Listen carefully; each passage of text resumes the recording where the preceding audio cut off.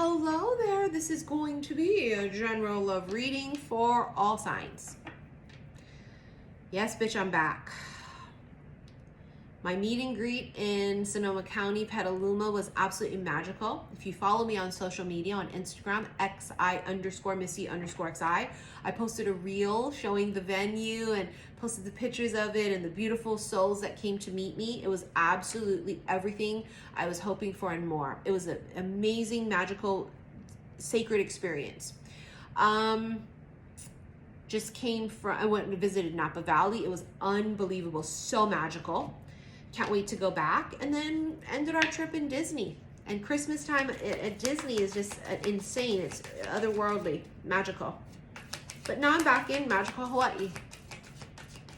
And this is your general reading. First card's the Three of Pentacles. Someone here is working on something, creating something. Someone here could be an artist. You can see she's actually painting that flower. I feel like someone's artistic, working on something. They're very creative. The Chariot. This Chariot has come to a complete stop, abrupt stop. So this tells me something may have stopped abruptly. Something was going, stopped. Or you stopped someone dead in their tracks. You may have caught the attention of someone.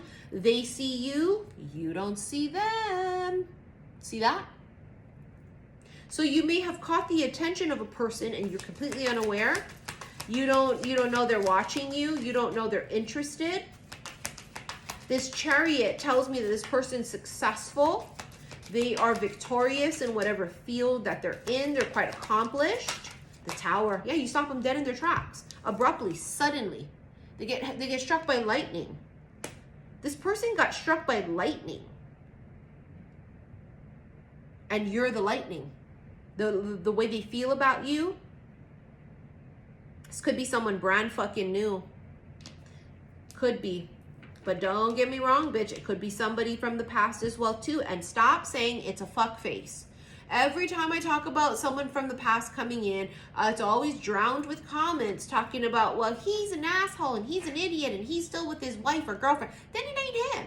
But if it ain't for you, it ain't for you. But some of us, thank you, have people from the past that could still be potential. Because we choose well. Okay, I'm just saying. Queen of Swords, Ten of Swords. Yeah, something with this feminine. Look at her. She's coming up as Queen of Swords. She might be a little bit more aloof. But you can see she's clutching her heart in this deck. So it appears that both are going to feel this lightning strike. It's mutual.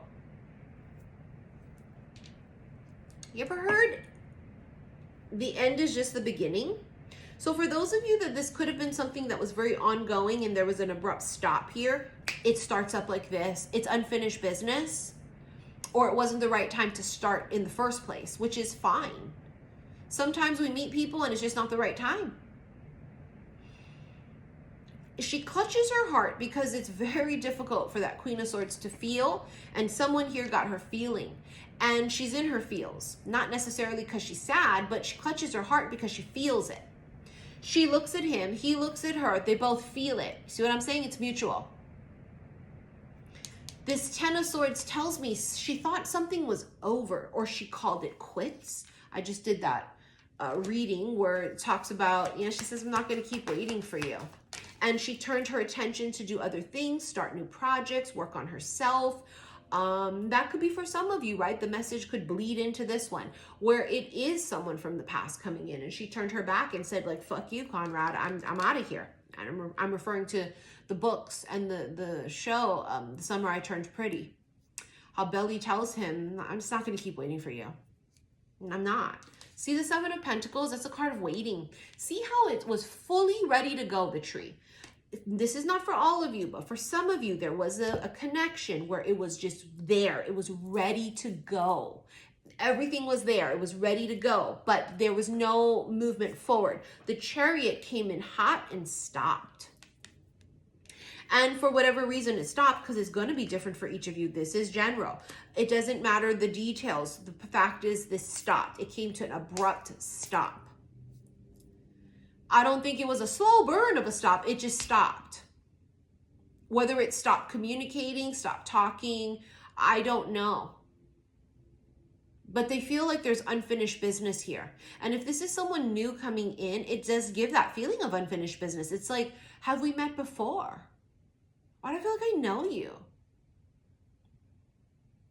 Like you guys have already started something, right? But not finished or ended it. That's that feeling I get too, even if it's someone brand new. It's very past lifey.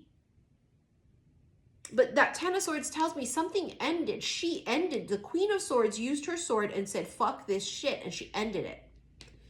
What she ended, though, that's the thing. That's what it is a connection. Because she said, I'm not going to keep waiting for you. Magician, now they're ready. Look at that, the lovers. Yeah. It's literally the same. It's bleeding into it, the last night's one. She says, I'm not going to keep waiting for you. And magically, the offer appears. There's the magic offer. Magically appears. Because there's something about the seriousness this time. I think that they can feel it, that you're on the brink of like meeting someone new that could be the full potential of you falling in love and getting married. The potential is there so strongly because you've manifested it. It's one of those, pentacles on the tree there that's growing for you. Luscious. I hate to be so specific, but not really. I think that they think your lips are luscious because that's just what I saw in my head. So this could be someone who likes the way your lips look, right? That they just love that secret lover. They probably fantasize about it, about your lips, where they're going to go. Your lips on things. I don't know, but this is, to me, this is fantasy, the secret lover. It's not hiding and secretly at the Motel 6 at the fucking Courtyard Marriott while his wife's at work. No, that's not it. And you shouldn't be entertaining shit like that. This is, to me, feels like a fantasy, like it's secret. They're secretly imagining the two of you as lovers, but they find you to be very luscious. Independence.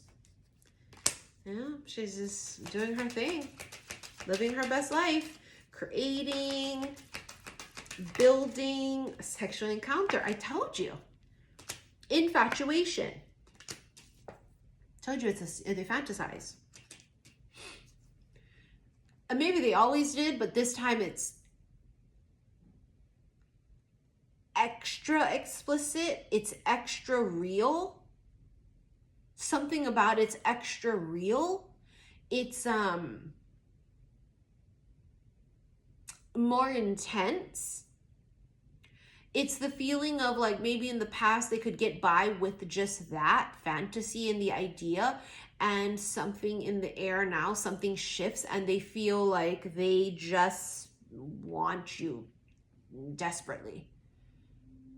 And the two of you get your hands on each other, it will be fucking primal and animalistic, and it will be hardcore and soft and loving, but hardcore. You see what I'm saying? Because it's there's a mutual attraction to each other, but it's not just sex, it's soulful. And it's like, again, it's unfinished business. So it's that feeling of like it started, stopped, and it'll start again, which I've channeled that for years. Start, stop, start. And then for those of you that it's a brand new person, it's the same fucking concept. This started in some other past life and then just abruptly stopped. And then you guys meet again in this one and starts again. So I just get the feeling of unfinished business. It's not over. And someone's saying, well, it never even began. I know. Melancholy. They're in their feelings. Forbidden. They feel like, I almost feel like they can't, in the past, if this is someone you've already entertained, they just couldn't say it. See how that fabric's over the face? Like they just couldn't say it. And now they're bursting at the seams. I just keep seeing it and hearing it. I love you. And you can say that to a family member. You can say that to a friend. I love you. I love you too. This is coming from a romantic aspect of I love you. And I feel like that's what it's killing them almost. Like I want to say it. And see, I told you, past life. And imagine this is a stranger that you just met and they just have this feeling of like, they feel like they fucking love you on the first 2 dates. It's just like, oh God, I think I love them. And it's not trauma bonding, right? Oh, that kind of love. It's not like fucking love bomby kind of gets sucked up into a whirlwind that ends in 2 weeks or 7 months. It's not that. I think I loved you before I met you. That's this. And whether it starts, stops, or I don't give a fuck what your details of this story is. It's a feeling of, I think I loved you before I met you. Because it's, how is it possible to love someone this soon or feel like I loved you? I've already loved, I love you. I'm in love with you. How is that possible? It's weird. That's creepy. That's strange, right? All of these logical things. Someone here, that may have been what the stop was, is that they let their logical brain take over. It was more about a head over heart decision that's crazy. This can't be possible. There's just no fucking way. Maybe they're more scientific. Maybe they want more about facts and proof. I don't know. Could very much so tie into a lot of you guys with the stop. The feeling of it's impossible. There's just no way you could love someone that quickly, that soon, and I don't really even know them. And or something got them like triggered to stop.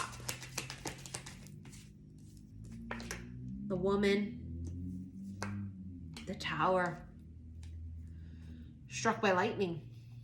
I mean, the tower is sudden. It's sudden change. It talks about chaos, anger. Remember that furiousness, this desire, this upheaval. They can't hold back anymore. The island, separations. They cannot be separated from you any longer. They can't. It's been too many lifetimes.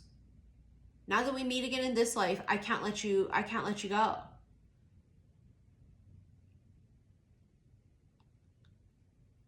And if you've already met in this lifetime and they've let you go, they're not going to let you go again if they get you back. I'm telling you, they won't. Yeah, fireworks. I mean, fucking obviously it says explosive hot sex, and I felt that earlier. The fireworks is also passion and chemistry and lust and just this very exhilarating type of an energy, but that's the lightning striking. They felt it, they feel it, and it's not going away. During that pause, that stop, maybe they assumed, oh, it would go away. See you again, talk to you again. It's still there. It's unfinished business. I think that if they went the whole rest of their life not pursuing this to see where this goes, it would haunt them. They'd be in the nursing home still thinking about it and kicking themselves or hitting themselves with their fucking cane, you know? Like I do. I feel like that. I feel like they'll be surrounded by their wife and their children and love their kids and grandkids and great-grandchildren, whatever, but feel like there was this what if. I'll never know how that would have ended. What if we would have fell in love and lived happily ever after? It's gonna be the what if. You will be the one that got away if they don't pursue this. And I think that for a lot of them, that reality is kicking in of, I let them get away once. And I mean, even if this is a brand new person, because we're talking past life, they may have let you get away once. They won't let you get away again. There was a block though. I think a lot of them blocked their own shit. They were their own cock block. There was something blocking them. The logical mind. This is illogical. How can I feel like this about someone I've never met before? Or let's say for some of you it's long distance, right? And they live on the opposite side of the earth and you're just like, we've never met physically. How do I feel like I just know you? And you guys have mental telepathy. There's just a weird bond. It's some sort of connection and it's worth seeing what it is. And I think they may have said, maybe no, it's not really worth that, right? If this is an ongoing connection. And the logical mind kicks in and says no, but guess what? The heart overrides everything. Because it didn't go away. The firefly, it's chemistry twice. Soul spark, someone very exceptional. It's magic, it's attraction. There's just no way they can let this go. And trust me, they've tried. The woman, they may have chosen another woman and regretted it. The rabbits, new beginnings. Sex, procreation, desire. You see that? I'm telling you, their engine is revving. Their stick shift is ready to go, if you know what I mean. If you know what I mean. They've been using their stick shift quite a bit, thinking about you. Green light, go. The rider, they're ready to go. This is it. If it starts again, it's going to be, oh my, it's F1 racing. You see, it's pedal to the metal. They won't stop. It'll be extremely aggressive. How will you know? Because they're fucking aggressive. They're going to tell you, I want to go out. And you'll be like, here we go again. And they're all like serious. They're like, no, seriously, I made a reservation for this, and be ready. And you're like, here we go again. And then the look on your face of shock when it finally comes to be, and they're standing right there in front of you, you're going to be like, oh God, it's not just talk. This is real deal action. Like, holy fuck, he's not a shit talker. Because for some of you, maybe that was it before. They had the intentions of starting something. They had the intentions of kind of writing it out. But the logical mind goes, no, this is ridiculous. It's not possible. I want someone that's safe. It's a sure thing. That's what they said they wanted. It's not what they wanted. Perfect timing. They may come in right at that last second. They might. What does that mean at the last second? Right at that moment, you are on the brink of meeting someone new or have already. 9 of Swords. They're nervous. Very extremely fucking anxious. They don't want to fuck this up. They don't want to fuck this up. See the Chariot again. They're going to come in hot. I told you. But they're nervous about that because they know it's go. It's go time, fucking go. And when they do it, it's going to be, I mean, there's no, we are always going to fucking break it down. They could be as direct as possible. I love you. I fucked up. I'm sorry. I never want to let you go again. I want to be in a relationship with you. I want to be committed. We're going to go out on Friday. I made a reservation. We're going to fly to Napa Valley. They could be so direct. We're still going to go, well, what do you think he meant? You know, so no matter how direct they get, we're still going to do the whole girl thing and be like, what do you think he meant? Oh, yeah. There will be no mistake. Are you sure, Missy? I'm positive. There will be no mistake. They're coming. And I just got the chills. And when they come, I don't think you're ready. This motherfucker is so serious. He ain't even in the damn Chariot. He said, I need to make sure I'm at the top of you. He gonna get a better view because he needs to be at the top surveying the whole shit. He's so anxious, he can't even be in the Chariot. His nerves are going and he's the Chariot's going, he's not even in it. So it could be almost a spontaneous thing too. They weren't exactly fully ready, but they just jumped and went and did it. And so there could be that sort of spontaneity to it.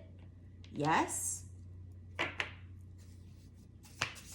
I keep hearing it. I think I loved you before I met you. Bitch, the Lovers. Again. Magnetic attraction. It's you. It's always you in every fucking lifetime. And in the lifetimes that we weren't lucky enough to find each other or weren't at the place where we could recognize each other again, I'm heartbroken over it. And I'm traumatized by it, and I'm triggered. And for some of you, that may have caused the stop, is that they didn't know this logically, and it wasn't a conscious thing of, oh, fuck that, I don't want to go through what I went through again in 1719 with this person. But the soul may have just been like, still mourning. And then fear kicks in, and they don't know what the fear is, and they're fearful, and they're scared. Some of them may have ran. This could have been a fucking runner.